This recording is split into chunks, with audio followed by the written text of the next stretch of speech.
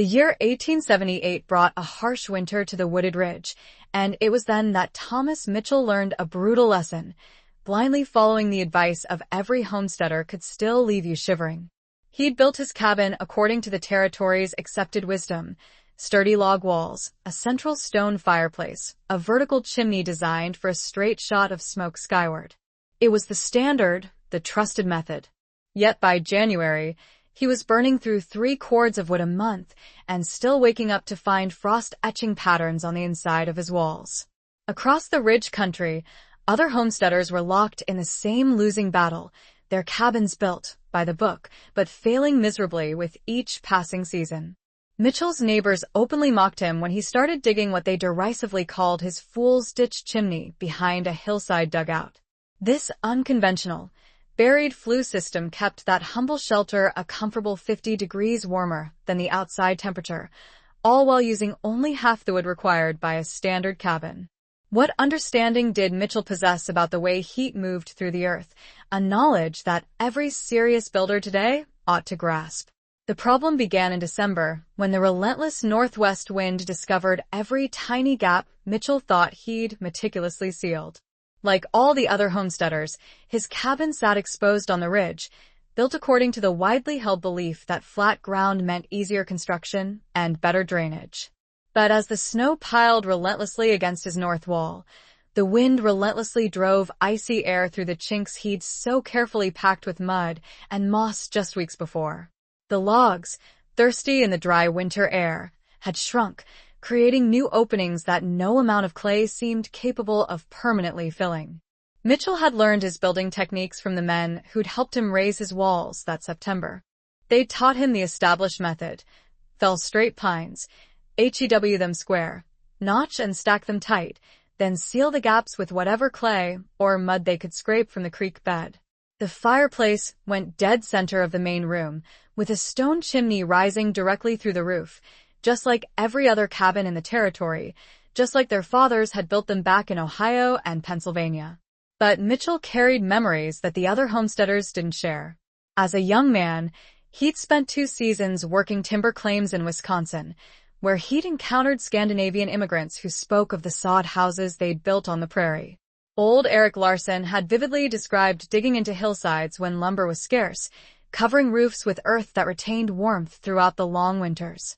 Mitchell had dismissed it then as peculiar foreign custom, but now, watching his neatly stacked cordwood vanish while his family shivered beneath layers of wool blankets, those conversations returned with a newfound significance. The real crisis struck during a January cold snap that dragged on for 11 agonizing days. Outside temperatures plummeted to a brutal 15 degrees below zero, and Mitchell's fireplace transformed into a ravenous monster, devouring wood faster than he could chop it. He'd confidently calculated that he had enough cordwood to last the winter, for cords cut and carefully stacked in October. But by late January, he'd already burned through more than half. Even worse, the heat rose straight up the chimney and out into the unforgiving sky, leaving the floor and lower walls so cold that water buckets froze solid overnight, just 3 feet from the roaring hearth. His neighbor, Jacob Brennan, stopped by one bitterly cold morning and found Mitchell already splitting wood in the pre-dawn darkness. Brennan's own cabin suffered the same problems, but he had resigned himself to the inevitable pattern. Rise before dawn, split kindling, restart the fire, tend it constantly until bedtime, then shiver through the night until morning. That's just winter, Brennan said, watching Mitchell's breath turn to steam in the frigid air. A man burns wood to stay warm. Always been that way. But Mitchell had been carefully studying his hillside, observing how the snow melted differently on the south-facing slope, how the earth remained unfrozen deeper down where he'd dug his root cellar. The cellar maintained a steady 40 degrees, even when the cabin temperature plummeted near freezing overnight. The ground itself seemed to possess a latent warmth that his wooden walls simply couldn't capture. The idea emerged gradually, pieced together from half-remembered conversations and careful observation.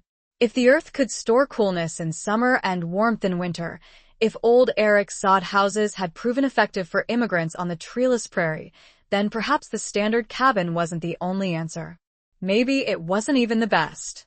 Mitchell began his experiment tentatively that February, digging into the slope behind his cabin during the few warm afternoons when the ground softened. His neighbors noticed immediately. Sarah Brennan questioned her husband about why Mitchell was playing in the dirt like a child, and the news quickly spread among the scattered homesteads. When Mitchell borrowed Brennan's shovel and pickaxe, explaining that he wanted to try building a dugout for next winter's wood storage, Brennan shook his head with a knowing smirk. "Thomas, you've got cabin fever. Spring will set you right." But Mitchell wasn't building a woodshed. He was excavating a living space, digging 8 feet into the hillside, creating a space wide enough for a family and deep enough that earth would surround 3 walls and partially cover the roof. The work was backbreaking. Frozen clay mixed with sharp stones that dulled his tools with every swing. But as he dug, he began to grasp something about heat that his cabin-building neighbors had never considered. The earth 6 feet down maintained that consistent 40 degrees, immune to the dramatic temperature swings that tortured his log walls. Still, Mitchell faced a critical problem that nearly derailed his experiment before it truly began. A dugout might retain warmth better than a cabin, but how could he effectively heat it without filling it with choking smoke? A traditional fireplace and chimney simply wouldn't work in a partially underground space. The chimney would have to rise from below ground level, creating draft problems and presenting structural challenges that he couldn't readily solve. Then he remembered something else Eric Larson had mentioned, something about channeling smoke through underground passages, heating the ground itself before the smoke finally escaped outside. Mitchell had initially dismissed it as an impossible idea, but now, standing in his excavated space with the winter wind howling overhead, the concept took on a new and urgent appeal. The earth could be more than just insulation. It could become the heating system itself. Mitchell's first decision revealed a level of understanding that set him apart from every other homesteader on the ridge. He chose his site not for convenience, but for the sun. While his neighbors had built on the flattest ground they could clear, Mitchell meticulously positioned his dugout on the south-facing slope, ensuring that the winter sun would strike the entrance directly during the short daylight hours. The slope itself became an integral part of his design, providing a natural earth berm on the north side that would effectively block the prevailing winter winds. He excavated his living space to measure 15 feet wide by 20 feet deep, cutting into the hillside at a depth that placed the floor 6 feet below the original ground level on the uphill side, but only 2 feet below grade where the slope descended to the south. This created what the Scandinavian immigrants called a house in the hill. 3 walls embraced by earth, 1 wall open to capture precious light and solar warmth during the fleeting winter days. The excavation itself taught Mitchell about the distinct soil layers that cabin builders never even contemplated. 3 feet down, he encountered clay mixed with small stones, which packed hard when wet but cracked and crumbled when dry. Below that lay a denser clay that remained consistently moist year-round, and deeper still, a sandy soil that drained well while still maintaining its shape. He learned to work in harmony with these layers, using the hard-packing clay for the floor and the sandy soil for drainage around the perimeter. For the roof structure, Mitchell cut pine logs into 16-foot lengths, laying them across the excavated space from the back earthen wall to a front wall constructed of stones meticulously chinked with clay. But instead of leaving the roof exposed like a typical cabin roof, he covered the logs with a layer of bark, followed by 6 inches of the clay soil he'd excavated, and finally, a top layer of sod carefully cut from the hillside. This roof covering weighed nearly 3 times as much as a conventional wooden cabin roof, but it created something no cabin could boast: a massive thermal barrier that would absorb heat during the day and radiate it slowly and steadily throughout the night. The most critical element was the earthen berm Mitchell built against the north wall. He piled excavated soil and stones 4 feet high against the back of his dugout, extending the berm 6 feet beyond each end wall to create effective windbreaks. This earthen wall intercepted the relentless northwest wind that drove winter cold into every cabin on the ridge, deflecting it over the roof instead of allowing it to penetrate the living space. When March ushered in the first warm days, Mitchell began testing his theory. He burned identical fires in both his cabin and his nearly completed dugout, meticulously measuring the results with a thermometer he'd ordered from the general store in town. In the cabin, a fire that warmed the air to a comfortable 70 degrees by evening plummeted to a frigid 35 degrees by dawn, only 5 degrees warmer than the outside temperature. In the dugout, the same size fire produced 65 degrees by evening, and by dawn, the temperature had only dropped to a respectable 50 degrees. The difference lay in thermal mass, a fundamental principle that cabin builders routinely ignored. Wood walls and a wooden roof absorbed almost no heat during the day and released what little they captured within hours after the fire died. But Mitchell's earth-covered roof, clay floor, and soil-backed walls absorbed heat slowly and steadily all day, continuing to release it throughout the night. The earth acted like a giant storage battery for warmth. Mitchell soon discovered that this effect also worked in reverse during the hot summer days when outside temperatures soared into the 90s. His cabin transformed into an oven, trapping heat beneath its wooden roof and holding it long into the night. The dugout, however, remained cool, its earth envelope moderating the temperature swings that made wooden buildings so uncomfortable year-round. Testing continued through the spring as Mitchell meticulously refined his technique. He noticed that morning frost formed on exposed ground all around his site but never appeared on the earth covering his dugout roof.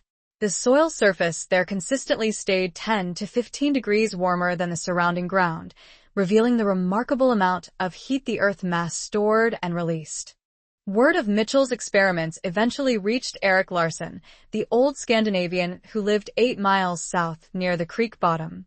Larson visited in April and spent a full hour examining the construction, nodding approvingly at details that confused the other neighbors. He explained to Mitchell that his own father had built similar shelters in Minnesota during the harsh winters of the 1860s when immigrant families struggled to survive temperatures that killed livestock and broke the spirits of men living in hastily constructed wooden shanties. Larson shared techniques Mitchell hadn't previously considered. How to grade the soil berms so spring rain would run off without eroding the walls. How to select sod with root systems strong enough to bind the roof covering and prevent washouts. How to pack the earth layers for maximum insulation without creating spaces where cold air could penetrate. By late April, Mitchell's fuel consumption tests showed remarkable results. During a week of cold spring weather that saw nighttime temperatures drop into the 20s, his dugout required only 1/4 of the firewood his cabin would have needed for equivalent warmth. The earth envelope had transformed a basic shelter into an efficient heating system that captured, stored, and slowly released thermal energy. Jacob Brennan visited during the testing period and found Mitchell's family comfortably warm inside the dugout. While similar weather left the Brennan cabin cold and drafty, Sarah Brennan remarked that the dugout felt steadily warm, a welcome change from the alternating hot and cold cycles they experienced in their own cabin. But Brennan remained skeptical, arguing that digging into hillsides required too much labor for what he saw as uncertain benefits. Mitchell's success with thermal mass and earth sheltering solved the first half of his heating challenge. But he still faced the critical problem of smoke removal and heat distribution, which would ultimately make or break his entire system. The breakthrough came when Mitchell realized his earth envelope could do more than simply store heat. It could distribute it. While his neighbors built fireplaces that sent hot exhaust straight up and out through vertical chimneys, Mitchell began designing a system that would capture that escaping heat and channel it through the earth mass itself before releasing it into the outside air. His inspiration came from Erik Larson's description of heated sleeping platforms used by Chinese immigrants in mining camps, where hot smoke from cooking fires traveled through channels under raised beds before exiting through distant vents. But Mitchell ingeniously adapted this principle for his hillside dugout, planning to run exhaust horizontally through the earth berm behind his living space rather than vertically through a traditional chimney. The construction began with precise excavation. Mitchell dug a tunnel 18 inches wide and 20 inches tall, starting from the firebox location inside his dugout and extending 22 feet uphill through the earth berm to exit 8 feet above and behind his shelter. The tunnel rose at a grade of 3 inches for every foot of length, creating enough upward slope to maintain a natural draft while keeping the flue buried under at least 2 feet of earth along its entire path. Lining the tunnel required flat stones, which Mitchell gathered from the creek bed and quarried from exposed ledges on his property. He selected pieces roughly 12 to 18 inches long and 3 to 4 inches thick, rejecting any stones with cracks that might split from repeated heating and cooling. The tunnel floor received a carefully laid layer of these flat stones, fitted tightly together and packed with clay mortar to create a smooth, sealed surface for the hot gases to flow across. The tunnel walls and roof demanded even more precision. Mitchell built them using the same flat stones, creating an arch-like structure that could support the weight of the earth above while maintaining an airtight passage for smoke and heated air. Each stone was meticulously fitted and mortared with clay mixed with chopped grass for binding strength. Where stones didn't fit perfectly, he chiseled them to shape using a hammer and cold chisel borrowed from the blacksmith in town. Testing the draft proved more challenging than Mitchell had anticipated. His first attempts produced only a weak airflow, with smoke backing up into the dugout instead of drawing through the tunnel. He soon discovered that the tunnel needed not just an upward slope but also proper sizing. Too narrow, and it would restrict the flow. Too wide, and the hot gases would cool before reaching the exit, killing the draft entirely. Mitchell solved the draft problem by carefully adjusting both the inlet and outlet dimensions. He narrowed the inlet opening to concentrate the initial heat and increase velocity, then gradually widened the tunnel as it progressed uphill, allowing the hot gases to expand while maintaining a steady flow. At the exit point, he built a small stone chimney, just 18 inches tall, enough to prevent downdrafts on windy days, but not so tall as to create excessive draw that would pull heat too quickly through the system. The critical innovation was Mitchell's approach to heat extraction. Rather than simply moving smoke through the tunnel and out, he designed the system to transfer the maximum amount of thermal energy to the surrounding earth. He covered the stone-lined tunnel with a layer of smaller rocks and gravel, then packed 2 feet of clay-rich soil above that. This created a heat exchanger where hot gases warmed the stones, which in turn warmed the gravel, which then warmed the clay, slowly radiating heat into the entire earth mass. Initial tests revealed problems that Mitchell had to solve through trial and adjustment. The first fires produced uneven heating, with the earth near the firebox becoming excessively hot while the area near the exit remained cool. Mitchell corrected this by installing 2 bypass chambers along the tunnel's length, stone-lined spaces where hot gases could slow down and distribute their heat more evenly before continuing toward the exit. Smoke leakage presented another challenge. Despite careful mortaring, some joints between stones allowed smoke to seep into the surrounding soil, creating the acrid smell that neighbors had warned would make the system unlivable. Mitchell sealed these leaks by applying a coating of clay mixed with ash from his fires, creating a smooth, airtight interior surface that directed all exhaust cleanly through the tunnel to the outside exit. The completed system transformed how heat moved through Mitchell's shelter. When he burned a modest fire for just 2 hours each evening, hot exhaust entered the tunnel at temperatures exceeding 300 degrees Fahrenheit and traveled slowly through the stone-lined passage, warming the surrounding earth mass.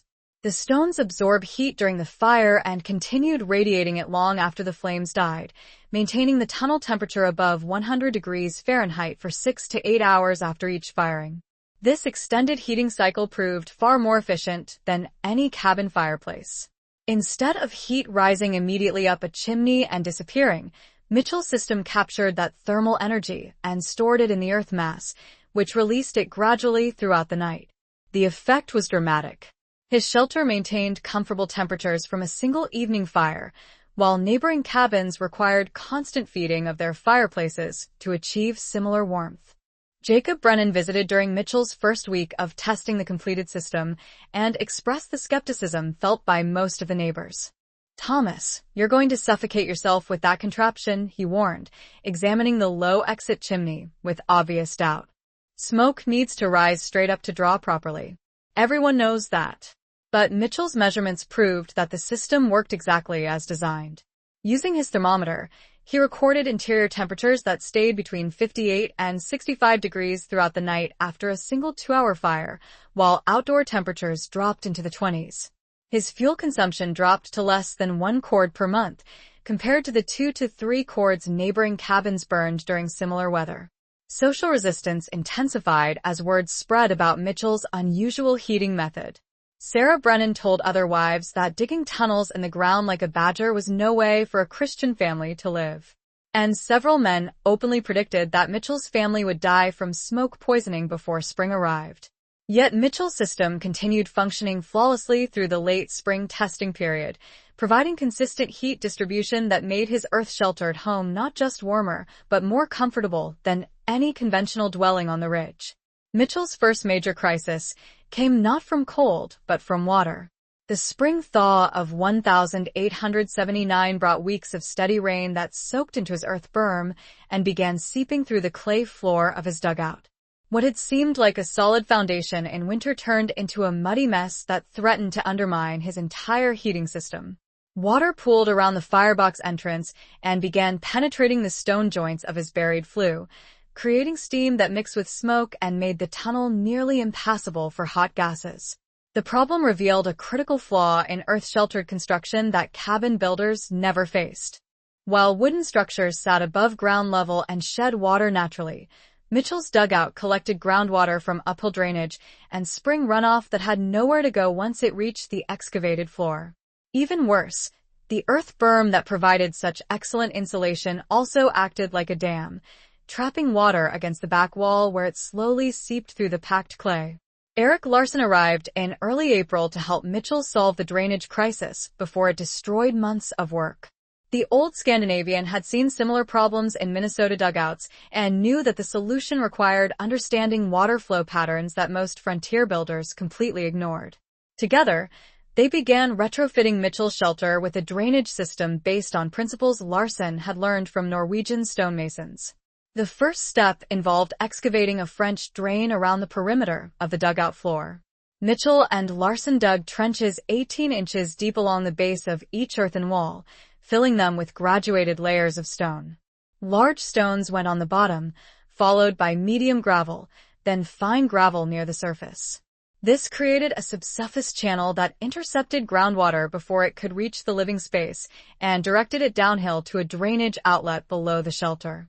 But drainage alone wouldn't solve the ventilation problems that Mitchell discovered during his first extended use of the heating system. The combination of earth envelope and buried flue created an almost airtight living space that trapped not just heat, but also moisture from cooking and breathing.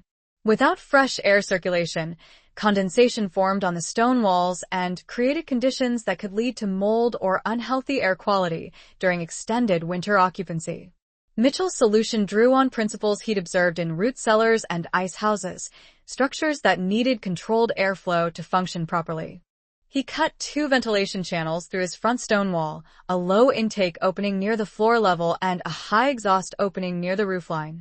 The intake drew fresh air from outside, while the exhaust allowed stale air to escape, creating a natural circulation pattern that worked with his heating system rather than against it. The intake vent required careful engineering to avoid disrupting the heat distribution from his buried flue.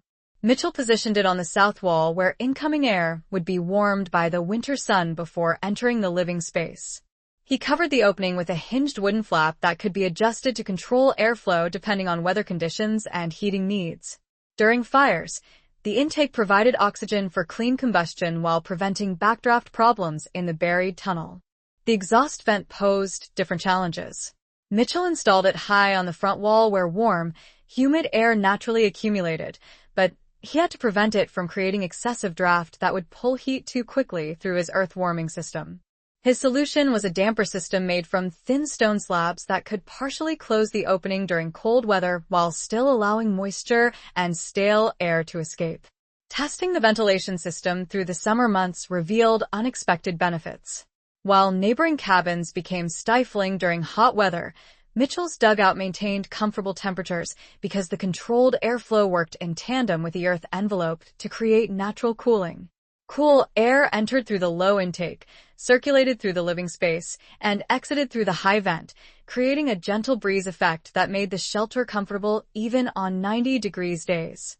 The maintenance requirements of Mitchell's system became clear during his first full year of operation.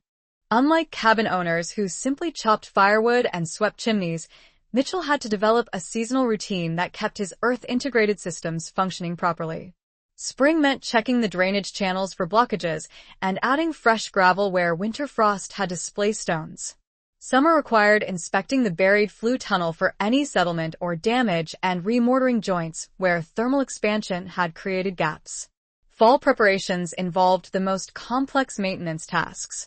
Mitchell had to clear leaves and debris from drainage outlets, check that the earth berm hadn't eroded during summer storms, and test the complete heating system before winter demanded full performance.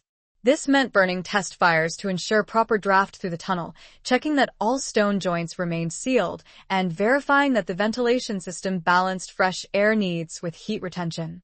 The maintenance work proved less demanding than skeptics predicted. Mitchell found that his system required about 12 hours of upkeep each season, comparable to the time cabin owners spent cutting and splitting the extra cordwood his system saved.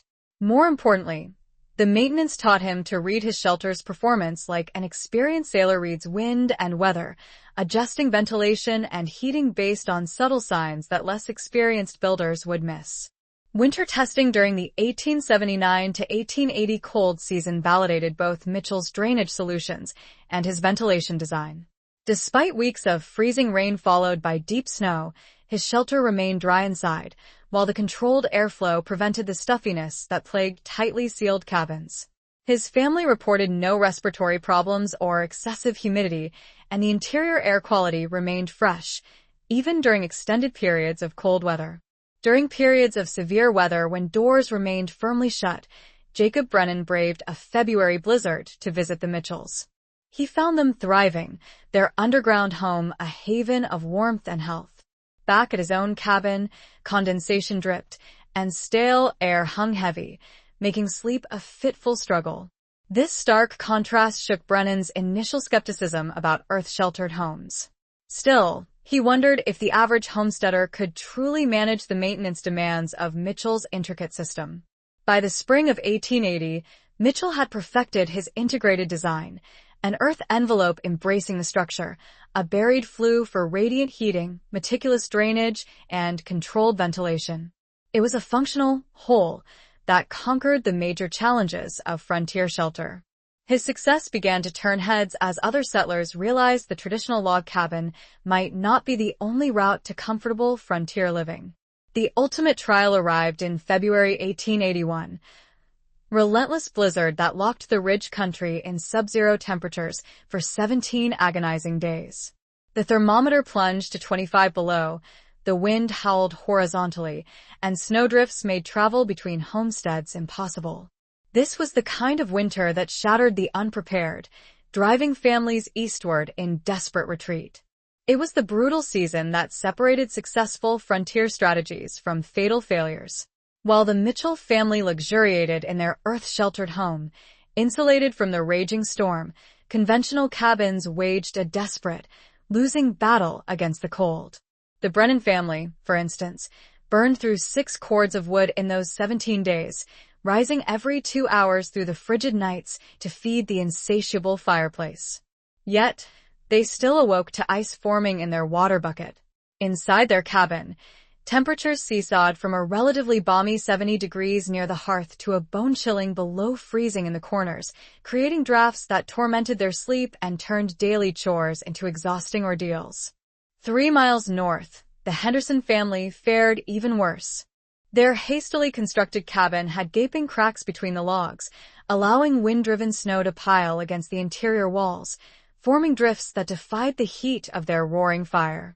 Martha Henderson developed a persistent, hacking cough from the smoke that billowed down their chimney during the fiercest gusts, and their 2 youngest children showed the telltale signs of frostbite on their tiny fingers and toes, despite being confined indoors.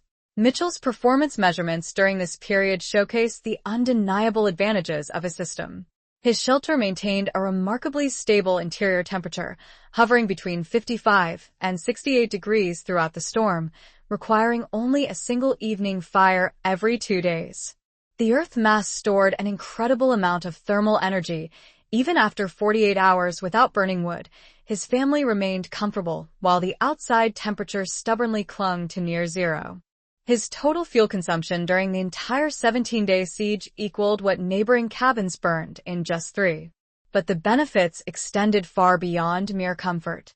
The health outcomes demonstrated the true potential of Mitchell's integrated design. While other families suffered from respiratory ailments caused by smoky interiors, inconsistent heating, and poor air quality, Mitchell's controlled ventilation system continuously circulated fresh air without sacrificing heat. His family reported no illnesses during the storm, no smoke-related breathing problems, and no cold-related injuries. They slept soundly through the nights, undisturbed, and maintained their normal daily routines while their neighbors struggled with the soul-crushing exhaustion of constant fire tending. The extreme weather also revealed structural advantages that Mitchell hadn't fully appreciated. Conventional cabins groaned under the strain, their logs shrinking and creating new gaps, ice dams forming and causing roof leaks, and foundations succumbing to the destructive forces of frost heaving. In contrast, Mitchell's earth-integrated structure remained remarkably stable. The thermal mass buffered the freeze-thaw cycles in the surrounding soil, preventing frost damage. The buried flue continued to function smoothly because the heated tunnel prevented the ice formation that routinely blocked conventional chimneys. As soon as the storm finally broke, word of Mitchell's success spread like wildfire through the isolated homesteads. Samuel Morrison, who lived 5 miles south, embarked on a perilous journey through the deep snow specifically to inspect Mitchell's shelter. What he found was a revelation: a warm, comfortable home filled with fresh air and devoid of the smoke, condensation, and cold-related problems that plagued every other cabin he knew. The contrast was so profound that Morrison immediately asked Mitchell to help him design a similar system for his own property. The social shift that followed marked the beginning of wider acceptance for earth-sheltered construction techniques. Eric Larson reported that 3 immigrant families near the creek bottom had already begun excavating hillside sites, adapting Mitchell's drainage and heating principles to their own unique situations. These early adopters didn't simply copy his design.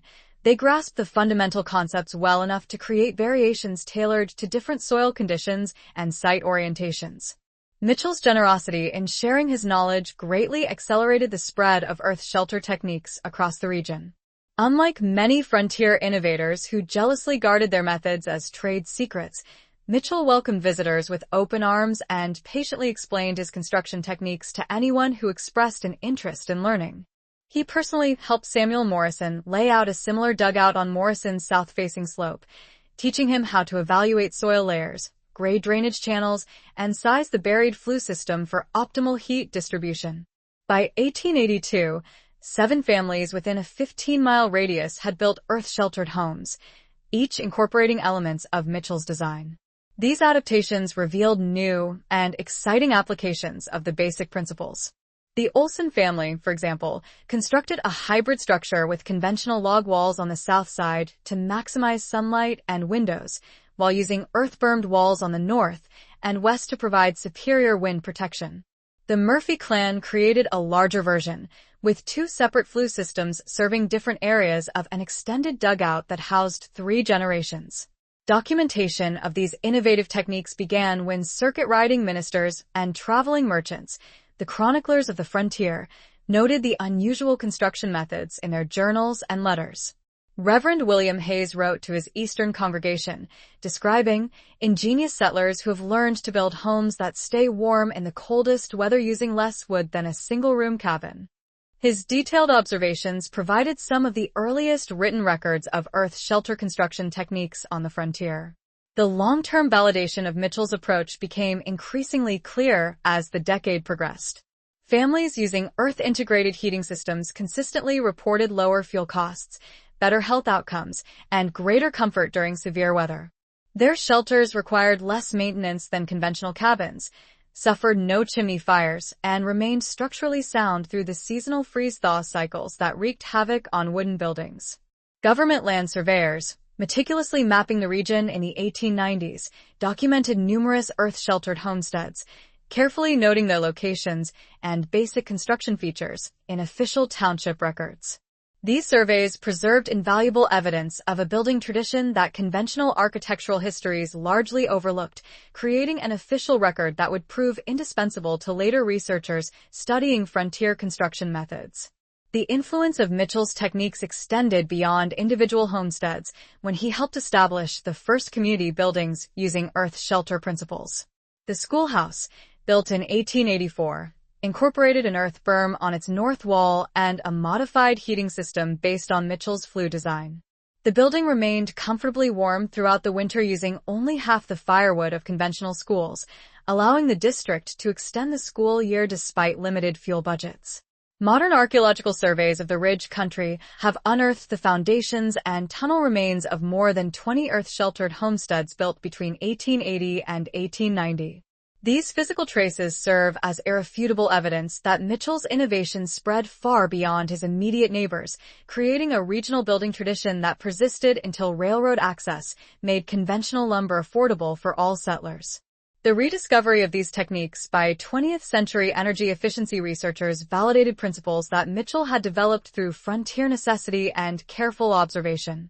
His integration of thermal mass, earth insulation, heat recovery, and controlled ventilation anticipated, by decades, the passive solar and earth shelter movements that emerged during modern energy crises, proving that practical innovation born from real need often surpasses theoretical abstraction.